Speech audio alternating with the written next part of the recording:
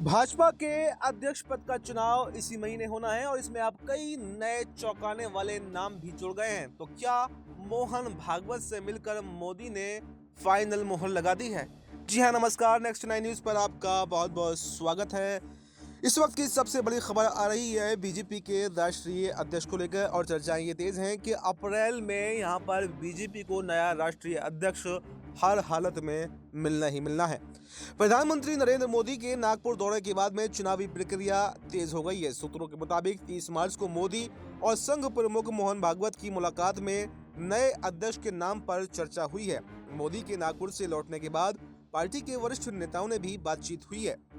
प्रधानमंत्री ने वर्तमान अध्यक्ष जेपी नड्डा, अमित शाह, राजनाथ सिंह और संगठन महामंत्री बीएल संतोष से राज्यों के संगठनात्मक चुनाव पर चर्चा की है। सूत्रों के मुताबिक प्रधानमंत्री ने नड्डा और बीएल संतोष से कहा कि इसी महीने भाजपा अध्यक्ष का चुनाव पूरा करें। भाजपा ने अब तक 13 राज्यों में प्रदेश अध्यक्ष चुन लिए हैं। राष्ट्रीय अध्यक्ष के चुनाव के लिए 19 राज्यों में चुनाव पूरे करना जरूरी है। सूत्रों के मुताबिक अगले हफ्ते तक उत्तर प्रदेश, पश्चिम बंगाल समेत बाकी बचे हुए अधिकांश राज्यों के प्रदेश अध्यक्षों के नामों की घोषणा भी कर दी जाएगी। यानी 50% राज्यों के चुनाव पूरा होने के बाद ही राष्ट्रीय अध्यक्ष का चुनाव किया जाएगा।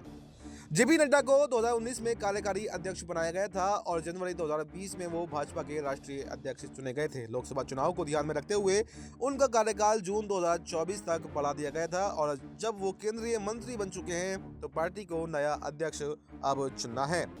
ऐसे में कई ऐसे नाम हैं जिनके नामों पर चर्चा हो रही है, जिसमें शिवराज सिंह चौहान का नाम भी शामिल है। तो वहीं सुनील बंसल, धर्मेंद्र प्रधान, रघुवर दास, स्मृति ईरानी, वांती श्रीनिवासन, तमिलिसाई सौंदरराजन और डी पुरंदेश्वरी का नाम शामिल है। और इसमें एक नया नाम और जुड़ गया है और वो है सबसे चौंकाने वाला नाम, यानी उत्तर प्रदेश के मुख्यमंत्री योगी आदित्यनाथ का नाम।